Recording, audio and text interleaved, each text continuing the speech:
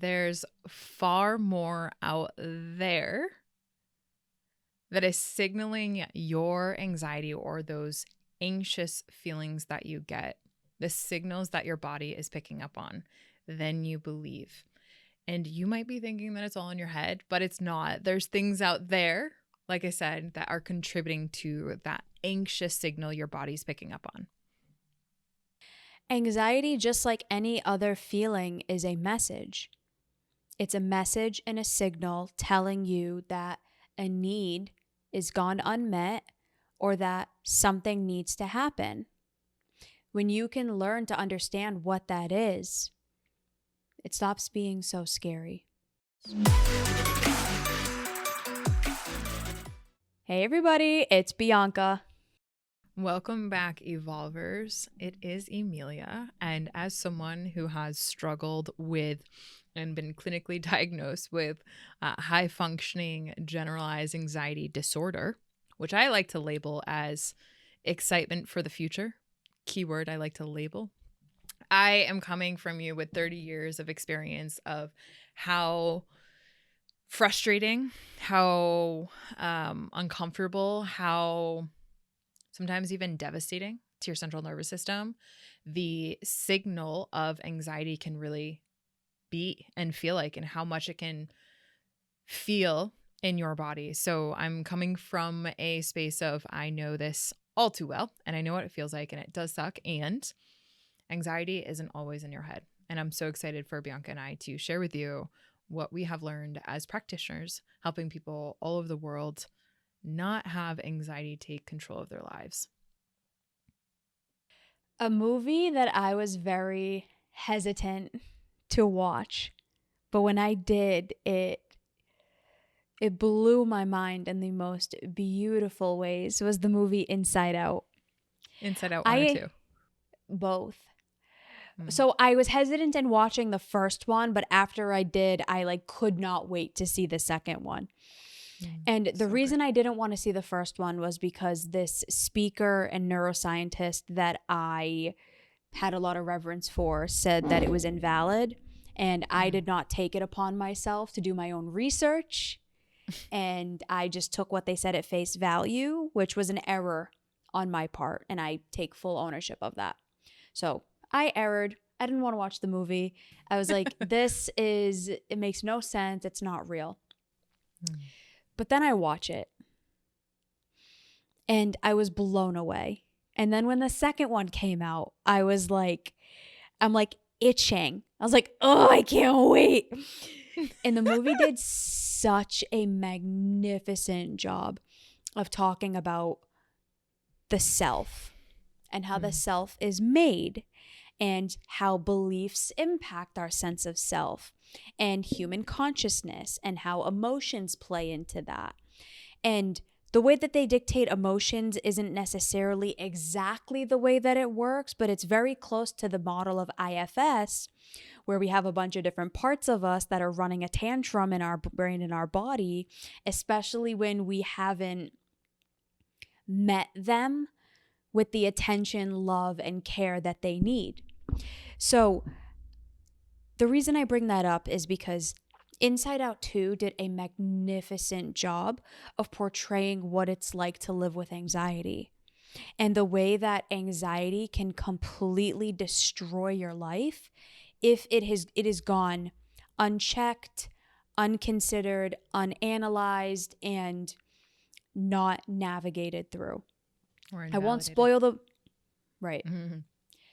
I won't spoil the movie. No spoiler alerts here. But one of the things that the movie did a really good job of was highlighting how anxiety actually can be really productive.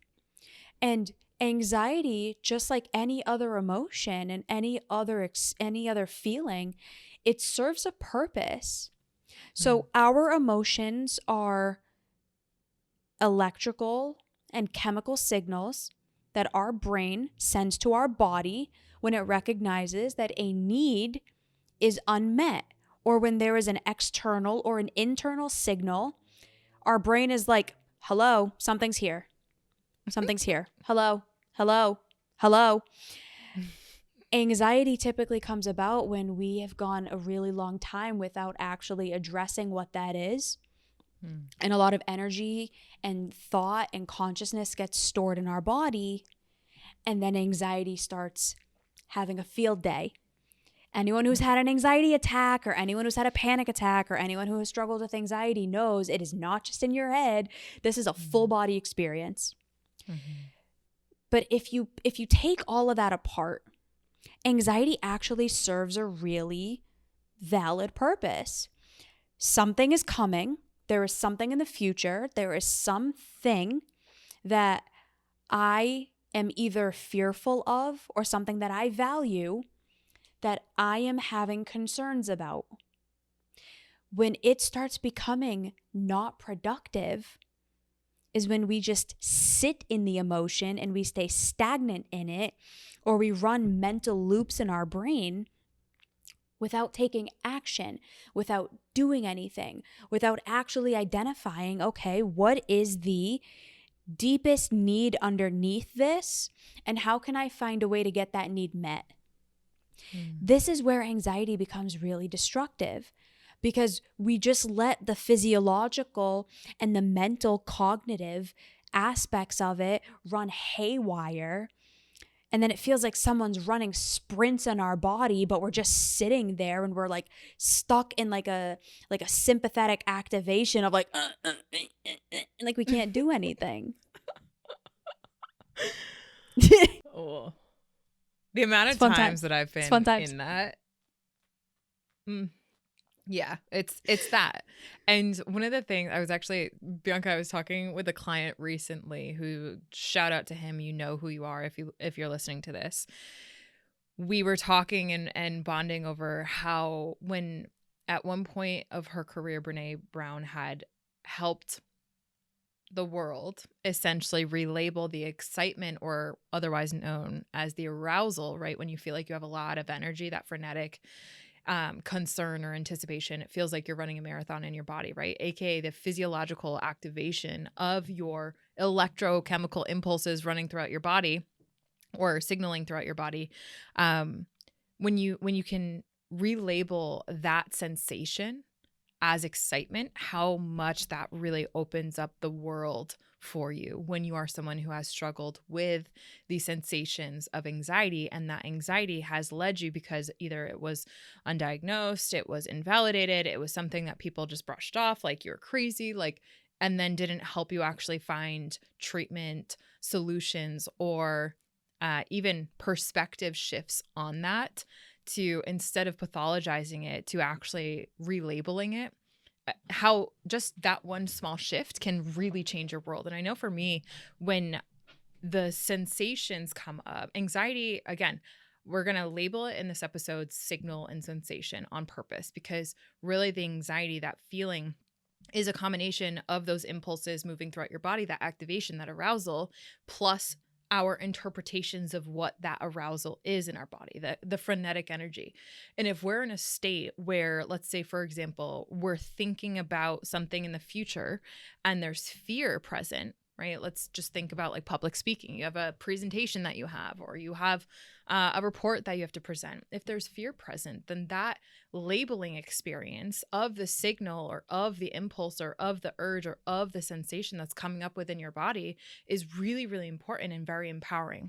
So even just noticing that it's a signal or a sensation helps you kind of separate a little bit from that anxiety and meshing with it, like being trauma bonded with your anxiety.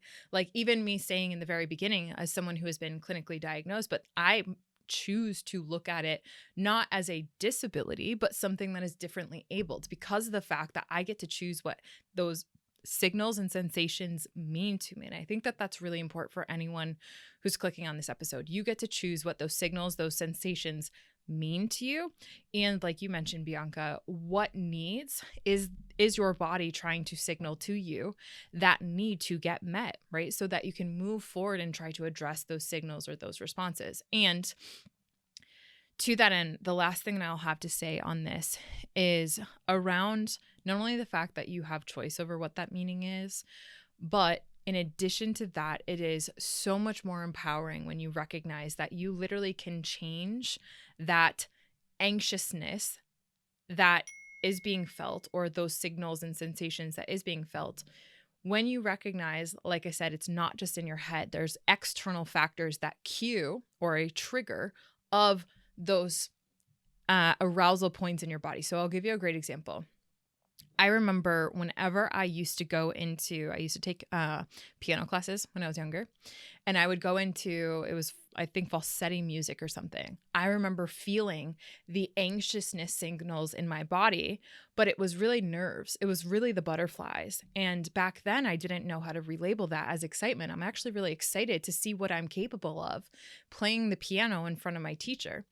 But back then it was just the external of having to walk into a place where there's other people that triggered those sensations. So it's, anxiety is not just in our head. There are external cues and physiological sensations that are happening in our actual body that is triggering that. And that's where I think the seat of consciousness really does help us understand that, be it an environment, be it, a dog, be it a specific color, be it a place, be it a person, the anxiety gets triggered also external of you. And that's where I think it's really cool to be able to recognize that when you have your true self at the seat of consciousness and you can choose, okay, maybe I'm not going to fully avoid going to piano lessons, but I get to remember that I am the person who has control over the meaning, so that when I walk into piano lessons, it is actually excitement, and or there's nerves because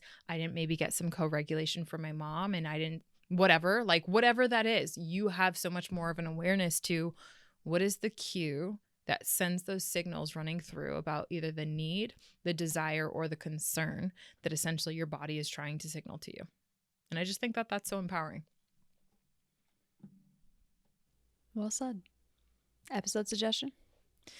My episode suggestion for this one, I feel like we could go on a diatribe about this one, but it's 361, What Happens When You Don't Trust Adults. I'm going to end it there. I don't have a closing other than the fact that your anxiety, or I don't want to say your anxiety, the signals and the sensations of anxiety that come up in your body can go as quickly as they did come up if you have the courage to recognize that it is a signal and it is a sensation and you can partner with it. Bianca? Good reframe. 408, The Paradox of Self-Love. Nice. All right. We hope you enjoyed this episode. If you are struggling with anxiety, if you are struggling to navigate through anxious feelings and anxious tendencies, please reach out. Emilia and I are both accepting clients. We do free calls every single week, so you can dip your toe in, kind of see what it's like and see if it's right for you. And as always, there are tons of free resources here at Evolve, whether it's the Evolve articles, this podcast, Evolve Venture Society, the free events we do every single month. Whatever stage of readiness you are in, we have a solution for you and a step. So we will see you there. Bye, everybody. Bye, everyone.